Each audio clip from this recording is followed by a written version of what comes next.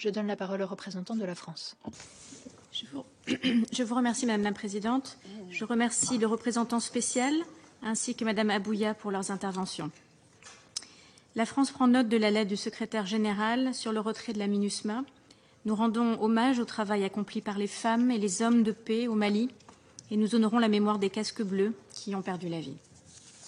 Les autorités de transition maliennes se sont engagées à garantir le retrait en toute sécurité de la mission, sans restriction à ses mouvements ou à ses approvisionnements, dans le plein respect de la résolution 2690, et il est fondamental qu'elle respecte cet engagement sur le terrain. Je rappelle que l'accord sur le statut de la force reste en vigueur jusqu'au départ du Mali, du dernier élément de la MINUSMA. Ensuite, je voudrais marquer notre préoccupation vis-à-vis de l'accord de paix. Les affrontements qui se sont produits à Ber, avec la participation de mercenaires de Wagner, sont une violation grave du cessez-le-feu. Et la France appelle les parties à éviter toute escalade, à reprendre les discussions sous l'égide de la médiation internationale. Les Nations unies doivent rester pleinement engagées en soutien à l'accord d'Alger et la France est favorable à ce qu'elle bénéficie de toutes les ressources nécessaires pour cela. Madame la Présidente, le Conseil de sécurité doit continuer de suivre la situation au Mali avec une extrême vigilance. Nous devons apporter notre plein soutien aux efforts de la CEDEAO pour que la transition politique soit menée à son terme dans les délais agréés et permette l'avènement d'autorités civiles démocratiquement élues. Nous comprenons l'inquiétude des pays de la région vis-à-vis du retrait de la MINUSMA, alors que les chefs d'État de la CEDEAO ont appelé à une réflexion approfondie sur ses conséquences. Enfin, et surtout, nous devons rester attentifs à l'impact de ce retrait pour la vie quotidienne de la population malienne, pour l'accès à l'assistance humanitaire et pour la protection des droits de l'homme. Je vous remercie. Merci, Madame la Présidente. Je remercie le représentant spécial du secrétaire général, M. Wan, et Mme Abouya de leurs exposés riches en informations. Je me félicite également de la participation du représentant du Mali.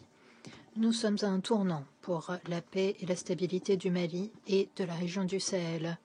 Nous constatons d'ores et déjà les effets délétères d'un retrait trop hâtif de la MINUSMA.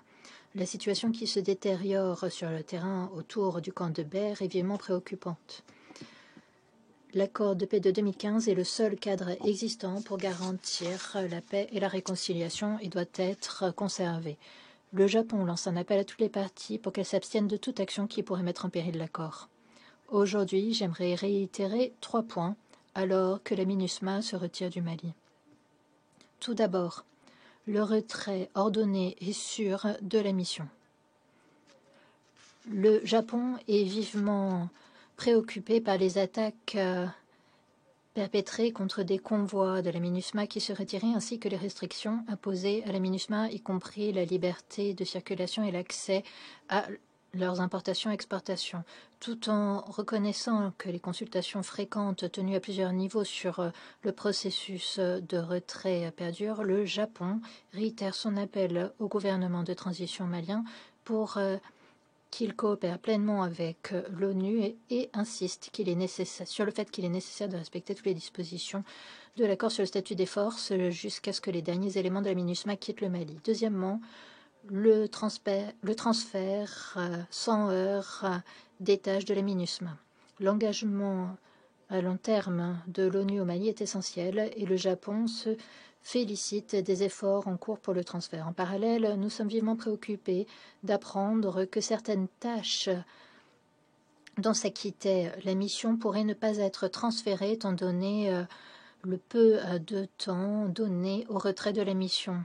Nous lançons un appel aux autorités maliennes, à la mission, à l'équipe pays de l'ONU, à la CEDEAO et à d'autres parties prenantes pertinentes pour qu'elles coopèrent et œuvrent en étroite coordination au cours des prochains mois. Troisièmement, l'importance de respecter les obligations internationales. Le Japon note que les tâches de la MINUSMA doivent être transférées principalement au gouvernement de transition. En parallèle, les capacités de l'ONU à apporter une aide humanitaire et à appuyer la protection des civils ou à garantir les droits de l'homme sera fortement touchée par le retrait rapide de la mission. À cet égard, nous soulignons l'obligation qui est celle des autorités maliennes et du personnel de sécurité étranger de respecter le droit international, y compris le droit international des droits de l'homme et le droit humanitaire dans toutes ces opérations.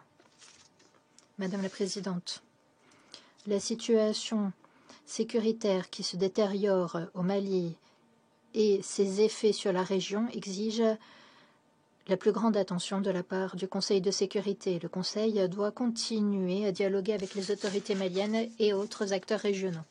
La protection et la promotion de la mise en œuvre de l'accord de paix de 2015 ainsi que la garantie d'un retour à l'ordre constitutionnel d'ici mars 2024 sont des éléments cruciaux. Le Japon souligne l'importance de l'implication continue de tout le système onusien, y compris l'UNOWAS, et lance un appel pour toutes les modalités financières et de ressources nécessaires. Pour conclure, je réaffirme l'attachement du Japon à travailler de façon constructive au débat pour garantir la paix au Mali et au-delà. Je vous remercie. Je remercie la représentante du Japon de sa déclaration et je donne à présent la parole au représentant du Ghana. Je vous remercie, Madame la Présidente. J'ai l'honneur de faire cette déclaration au nom des A3, à savoir le Gabon, le Mozambique et le Ghana. Nous nous félicitons du plan intégré pluriétape présenté par le secrétaire général pour le transfert des tâches de la MINUSMA d'ici le 31 décembre 2023. Et nous remercions Monsieur le représentant spécial du secrétaire général, Monsieur El-Gassimouane, de son exposé riche en informations sur l'état de la situation. Nous remercions également Madame Béatrice Abouya, exposante de la société civile, de ses perspectives. Nous saluons la présence des représentants du Mali à la séance d'aujourd'hui. Madame la Présidente, comme vous n'êtes pas sans le savoir, le retrait de la MINUSMA du Mali a lieu sur une période de temps très courte et dans un contexte difficile et en pleine évolution, avec des attaques terroristes contre des civils et le personnel de sécurité. La mise en œuvre de l'accord de paix d'Alger reste difficile, la mésinformation continue de saper les efforts de stabilisation des communautés, de protection des civils et d'appui humanitaire pour les populations vulnérables. La situation difficile au Niger pourrait venir compliquer la situation humanitaire et sécuritaire dans la région et le processus de liquidation de la MINUSMA. Nous sommes convaincus que les Nations Unies ont la capacité de poursuivre, à œuvrer pour les objectifs d'un retrait surordonné et coordonné de la mission tout en préservant l'engagement de l'ONU à long terme dans le pays en atténuant les risques associés au débordement de la crise vers les pays voisins. Nous nous félicitons de la priorité qui est donnée au système dans le processus de retrait. Nous encourageons à la pleine coopération des autorités de transition maliennes, comme ceci a été demandé dans l'accord sur le statut des forces et la résolution 2690 en appui au retrait de la mission. Pour ce qui est des objectifs du plan de retrait, nous aimerions revenir sur 4 points. Tout d'abord, nous saluons la mise en œuvre en étape du retrait qui consolide les équipements et le personnel en uniforme dans des camps clés suivis de leur rapatriement. Nous saluons les efforts déjà déployés pour rapatrier 695 membres du personnel militaire et 24 membres du personnel de police et nous exprimons notre solidarité aux 4 soldats qui ont subi des blessures pendant ce processus de retrait. Nous pensons qu'un retrait d'ici le 31 décembre, malgré des difficultés, reste possible. Toutefois, nous notons les tensions qui ont émergé entre le gouvernement de transition du Mali et la coordination des mouvements de l'Azawad, ainsi que différents mouvements signataires. Nous exhortons les autorités à renouveler leur engagement avec les mouvements signataires pour préserver le cessez-le-feu et les engagements au processus de paix. Étant donné les lacunes créées par le retrait de la MINUSMA, nous exhortons à des mécanismes de suivi du cessez-le-feu et de rapport sur les droits de l'homme. Nous soulignons que la stabilité, l'unité et l'intégrité du Mali dépendent de la capacité des autorités de transition à impliquer de grands pans de la population de façon inclusive. Nous soulignons également la responsabilité importante de la médiation internationale et son mécanisme pour maintenir l'accord de paix grâce à un dialogue et une coordination entre le gouvernement de transition et les mouvements signataires. Ceci est essentiel pour préserver le consensus et atténuer tout effet préjudiciable du retrait de la MINUSMA sur la mise en œuvre de l'accord de paix. Dans ce contexte, nous notons les préoccupations s'agissant des mesures décidées par le Conseil pour ce qui est des individus qui pourraient venir entraver le processus de paix au Mali et qui figurent sur la liste. Nous estimons que le contexte sécuritaire et politique difficile font que les mesures pourraient être une garantie pour l'accord de paix. Nous notons également la détermination des autorités maliennes à s'acquitter de la responsabilité de certaines tâches telles que la transition politique, les élections, l'appui au processus de paix, la restauration et l'élargissement de l'autorité de l'État, ainsi que l'appui à la stabilisation des régions du centre, ainsi que la protection des civils et des droits de l'homme. Nous notons également la détermination du gouvernement de transition à restaurer l'ordre constitutionnel dans le cadre du calendrier déterminé par la CEDEAO. Nous soulignons le besoin de renforcer les institutions nationales. Nous saluons le fait que l'équipe pays de l'ONU est prête à travailler avec le gouvernement de transition pour appuyer ses efforts et nous attendons avec intérêt le rôle que jouera l'UNOWAS avec ses bons offices pour le processus de paix, tout en étant conscient du rôle important de ce dernier et de l'équipe pays pour combler ces lacunes. Nous notons leur besoin d'un appui logistique, opérationnel et financier. Nous encourageons donc davantage de financement pour l'appui électoral et pour le fonds du PNUD pour appuyer une pleine transition politique et un retour à un ordre constitutionnel qui établirait la base d'une paix et d'une stabilité au Mali. Troisièmement, nous notons les défis liés au retrait de la MINUSMA pour la protection des civils, alors que les autorités maliennes s'acquittent de leurs responsabilités au premier chef. Nous faisons l'écho de l'appel du secrétaire général pour davantage de souplesse dans les transferts des fonds résiduels ainsi que davantage de financement de la part de bailleurs de fonds pour appuyer les autorités et les institutions onusiennes à faire face aux défis multiples au Mali. Nous restons préoccupés quant à la situation humanitaire qui continue de se détériorer suite à davantage d'incidents et d'attaques terroristes qui ont fait augmenter le nombre de personnes ayant besoin d'une aide humanitaire, c'est-à-dire plus de 5 millions de personnes aujourd'hui. Nous sommes préoccupés par les lacunes de financement qui se creusent. Nous exhortons les bailleurs de fonds à atteindre l'objectif de 751,5 millions de dollars pour le plan de réponse humanitaire. Nous encourageons également un appui aux institutions maliennes pour faire face aux facteurs aggravant la situation humanitaire tels que le changement climatique. Enfin, il est important, alors que nous étudions le legs qui sera laissé par la MINUSMA, d'accorder la priorité aux mesures qui garantiront davantage d'élan pour faire face aux causes profondes de la crise au Mali, y compris les déficits en matière de gouvernance et de développement. Nous pensons qu'il est nécessaire d'accroître l'appui à la Commission de consolidation de la paix à cette étape critique, y compris en matière de financement, pour faire des femmes et des jeunes des agents de changement, pour qu'ils contribuent au processus de prise de décision, à la prévention des conflits et des élections pacifiques, entre autres. Le rôle des organisations de la société civile restera également essentiel pour appuyer les efforts en matière politique, sécuritaire et humanitaire.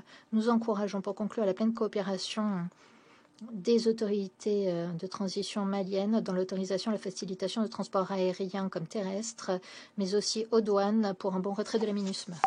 Le Gabon, le Mozambique et le Ghana réaffirment leur appui au plan prévu par le secrétaire général pour le transfert des tâches de la MINUSMA. Nous sommes convaincus que une bonne logistique, un bon financement seront des éléments critiques pour la bonne exécution du plan. Nous réaffirmons également notre appui à la souveraineté et à l'intégrité territoriale du Mali et nous soulignons le besoin pour toutes les parties prenantes d'appuyer à l'exécution de ces tâches essentielles. Je vous remercie. Merci, Madame la Présidente. Je remercie M. Wan de son exposé et je rends hommage au courage de tout le personnel onusien au Mali qui continue d'être confronté à une menace constante. Je remercie également Mme Abouya de sa perspective précieuse aujourd'hui. La complexité du retrait de la MINUSMA est sans précédent et a lieu dans un contexte qui se détériore et fait de violences terroristes et de violations et d'atteintes aux droits de l'homme, y compris une tendance à la hausse en matière de violences sexuelles liées au conflit. Le Conseil a confié à la MINUSMA le mandat de mener un retrait sûr et ordonné d'ici le 31 décembre 2023. Nous continuons de penser que le Conseil doit être prêt à revoir le calendrier si nécessaire. Un retrait précipité qui met en péril l'accord d'Alger de 2015 ainsi que les vies des casques bleus aura des implications sécuritaires pour toute la région. Les violations récentes du cessez-le-feu à Ber montrent qu'il est urgent de mener un véritable dialogue structuré entre toutes les parties à l'accord de paix avant la rétrocession des sites de la MINUSMA, notamment dans la région de Kidal. Madame la Présidente, l'ONU continue de jouer un rôle officiel et essentiel en appui à l'accord de paix au Mali. Nous saluons le plan de transition du secrétaire général qui est une étape importante pour orienter les efforts de préservation de l'héritage laissé par la mission et de ses réalisations au cours des 10 années écoulées. Nous lançons un appel à l'ONU pour que davantage d'efforts soient consentis afin d'appuyer davantage de consultations et de médiation entre les parties à l'accord de paix et nous exhortons les parties à participer au dialogue de bonne foi. Pour que l'ONU puisse s'acquitter de son rôle d'appui au processus de paix, le Royaume-Uni continue d'appuyer la présence d'une entité onusienne consacrée à l'appui à un processus de paix inclusif au Mali. Nous exhortons enfin les autorités de transition à dialoguer sur les propositions de l'ONU pour un appui pour le bénéfice du peuple malien. L'ONU doit accélérer les consultations avec le Mali sur une stratégie pour un appui futur de l'ONU à l'accord de paix et autres tâches clés, y compris pour la transition politique, la protection, la promotion des droits de l'homme. Enfin, comme nous l'avons dit auparavant devant le Conseil, le groupe de mercenaires Wagner est en lien direct avec les atrocités perpétrées au Mali, y compris l'utilisation systématique de violences sexuelles liées au conflit. Comme ceci a été mis en évidence récemment en Russie, ils font partie du problème et non pas de la solution au Mali et au-delà. Je vous remercie. Je remercie le représentant spécial, M. Wan, de son exposé. J'ai également écouté avec la plus grande attention l'exposé de la représentante de la société civile. Nous nous félicitons de la participation du représentant du Mali à la séance d'aujourd'hui. Comme l'a dit M. Wan, nous sommes à un tournant. La MINUSMA est en train de se retirer du Mali.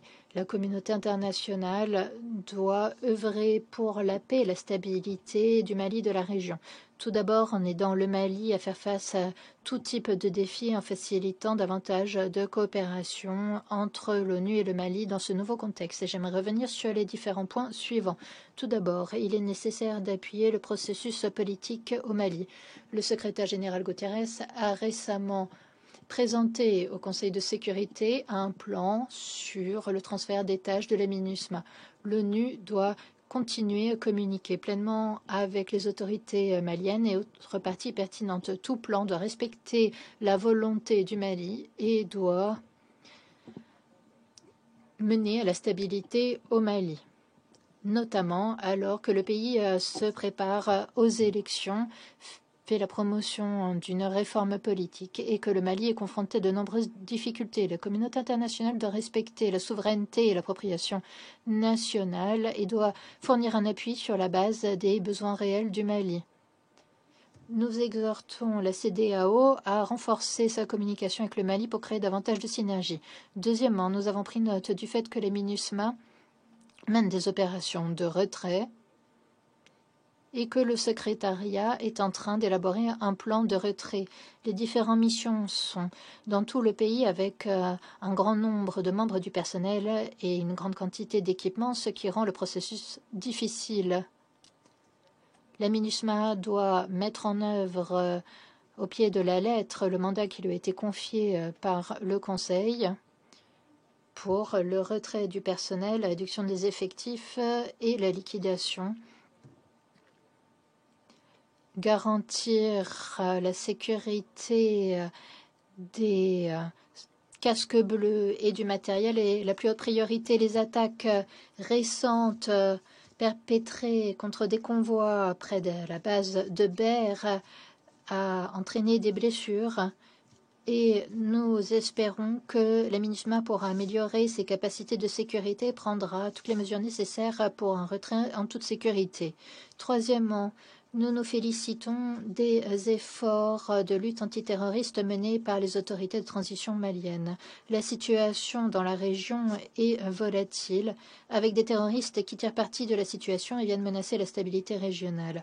Les pays de la région doivent résoudre leurs conflits et régler leurs différends pour surmonter les défis qui leur sont communs. Après le retrait de la MINUSMA, la communauté internationale ne doit pas rester les bras ballants s'agissant du Mali et des pays de la région et de leurs efforts à lutter contre le terrorisme. Au contraire, l'ONU doit continuer à fournir logistique, financement et renforcement des capacités pour lutter contre le terrorisme et protéger les civils. Il est également nécessaire d'appuyer les pays en Afrique de l'Ouest et dans la région du Sahel pour conserver cet élan en matière de coopération de lutte contre le terrorisme en revitalisant les mécanismes de coopération, notamment.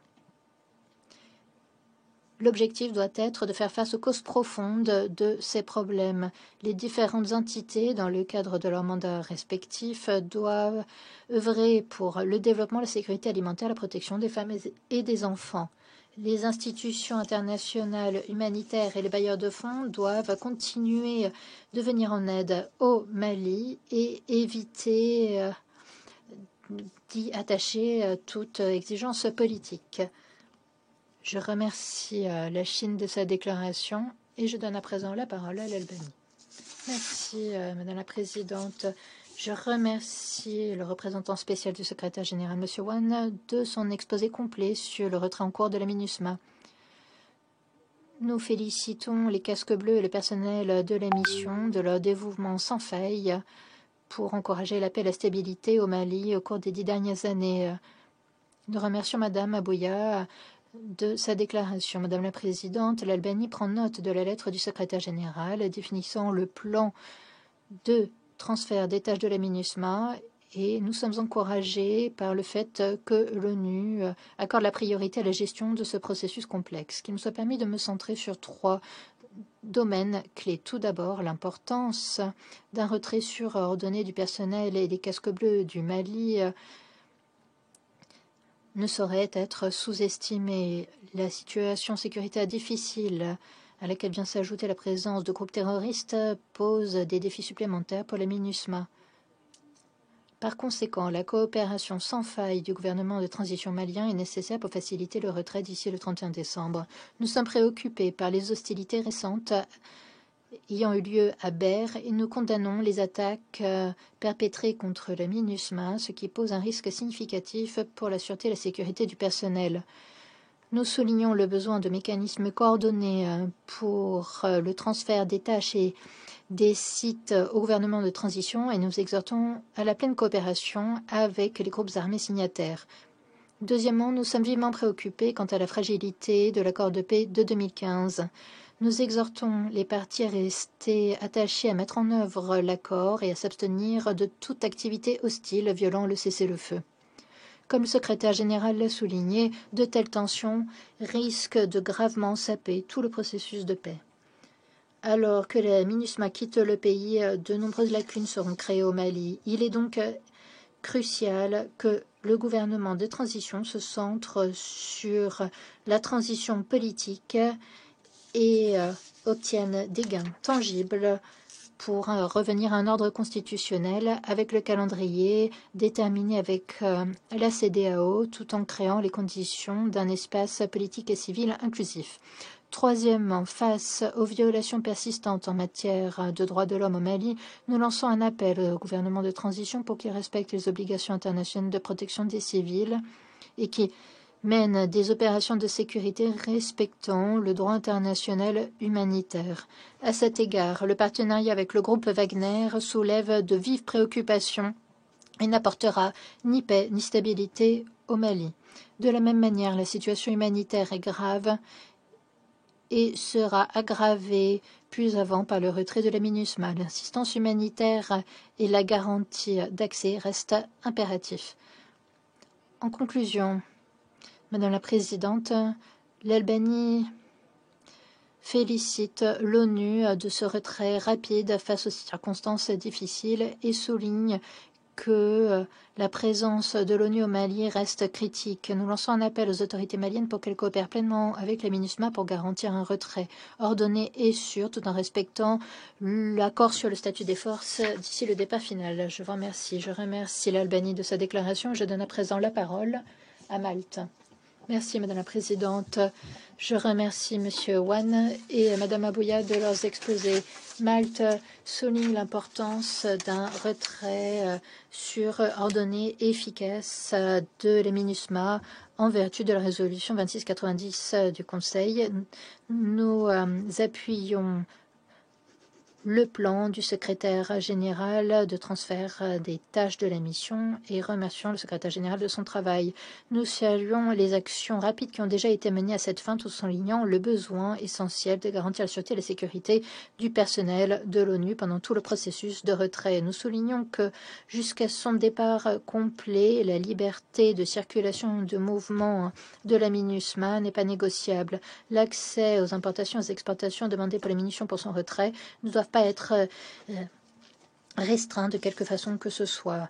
Nous restons préoccupés quant au vide que pourrait créer le départ de la MINUSMA dans le contexte de l'accord de paix. Nous lançons un appel au gouvernement de transition et aux parties à l'accord pour qu'elles reprennent les efforts diplomatiques pour éviter toute confrontation supplémentaire.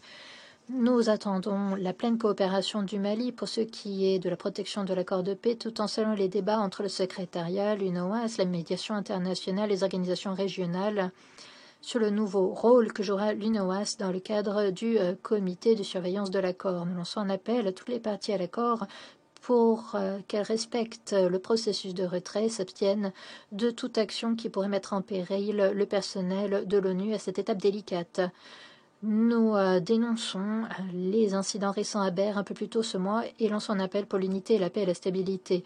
Nous condamnons fermement toutes les atteintes et violations aux droits de l'homme et au droit international humanitaire. La prévention et la réponse à la violence sexuelle liée au conflit et aux violations graves perpétrées contre les enfants doit faire l'objet de la plus grande priorité. Nous exhortons le gouvernement de transition à accroître la protection des femmes et des enfants, notamment au centre et au nord du pays, et accélérer la mise en œuvre du communiqué conjoint du plan d'action pour prévenir et faire face à la violence sexuelle liée au conflit. Nous lançons un appel pour l'adoption et la mise en œuvre d'un plan conjoint pour prévenir toutes les 6 violations graves contre les enfants.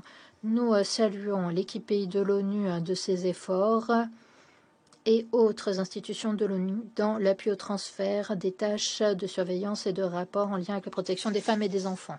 En parallèle, nous soulignons le besoin critique pour les autorités maliennes de travailler en étroite coopération avec les systèmes onusiens pour garantir la protection des civils et pour faire le suivi, le rapport et l'évaluation de la situation des droits de l'homme dans le pays. Nous appuyons l'UNOAS et l'équipe pays qui vont reprendre des tâches qui relevaient auparavant du mandat de la MINUSMA et nous sommes conscients du besoin d'un financement et de ressources suffisantes pour qu'il puisse s'acquitter de ses fonctions. Pour conclure, nous réitérons notre appui à la MINUSMA et à son personnel de leur engagement sans faille au cours des 10 dernières années. L'absence de la MINUSMA dans le pays demandera une approche renouvelée et davantage d'engagement de la part du gouvernement de transition, y compris la restauration de l'ordre constitutionnel d'ici mars 2024, ce qui sera central sur la voie de la stabilité et de la paix dans le pays et dans la région. Malte attendra avec intérêt les nouvelles mises à jour au sein du Conseil dans les mois à venir. Je vous remercie. Je remercie Malte de sa déclaration et je donne à présent la parole à la Fédération de Russie. Merci Madame la Présidente. Nous remercions le représentant spécial du secrétaire général Elga Simouane et Madame Béatrice Abouya pour leurs exposés. Nous avons étudié la lettre du secrétaire général au sujet des modalités de retrait de la MINUSMA. Nous remercions le secrétariat de l'ONU et les employés de la MINUSMA pour leurs efforts de mise en œuvre de la décision du Conseil de sécurité en coopération étroite avec les autorités maliennes. Nous constatons que le plan de retrait des casques bleus présenté dans la lettre s'en tient au cadre établi par la résolution du Conseil de sécurité 2690. Donc, nous avons appuyé cette résolution étant donné que cette résolution a pris en compte les préoccupations principales des parties maliennes. Nous insistons sur l'importance de respecter strictement les délais de retrait des forces de l'ONU devant s'achever le 31 décembre de cette année. il est tout aussi important que le processus de liquidation des infrastructures de la MINUSMA, prévu pour 1 an et demi après la fermeture de la mission, ait lieu de façon ordonnée également. Nous comptons sur des propositions du secrétaire général quant à l'optimisation des dépenses pour le fonctionnement de la mission jusqu'à son retrait final. Nous le savons, le retrait d'une mission dans des circonstances difficiles, plus particulièrement en raison des activités des groupes terroristes. Nous condamnons les attaques contre les casques bleus et nous souhaitons un prompt rétablissement aux casques bleus blessés. Nous le constatons toutefois, la première phase de la mise en œuvre de la résolution 2690 a eu lieu sans incident grave. Nous comptons que la deuxième phase du processus, devant commencer le 1er septembre et prévoyant le déplacement de casques bleus dans les régions de Gao et de Bamako, ait lieu également de façon organisée. Nous appelons les parties maliennes à éviter toute mesure de provocation ou incitation à la violence. Nous le rappelons, la mission de maintien de la paix de l'ONU doit transférer ses infrastructures aux autorités officielles du pays uniquement.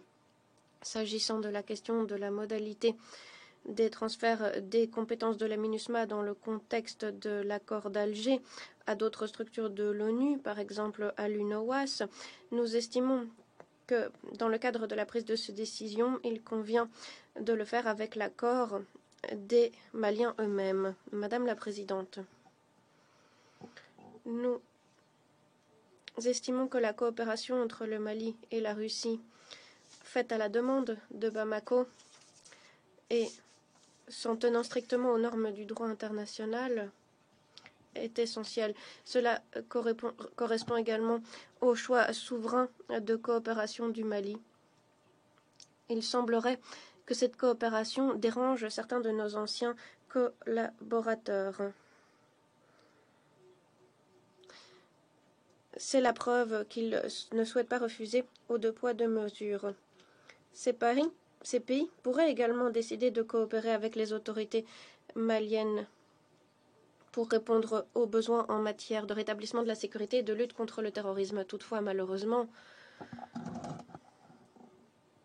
une coopération sur un pied d'égalité avec les pays de l'hémisphère sud n'est pas possible pour ces anciens partenaires qui s'en tiennent à cette approche coloniale anachronique. Nous agissons dans l'intérêt de nos partenaires africains dans le cadre d'une coopération bilatérale sur un pied d'égalité et dans le cadre d'une coopération mutuellement bénéfique. Je vous remercie de votre attention.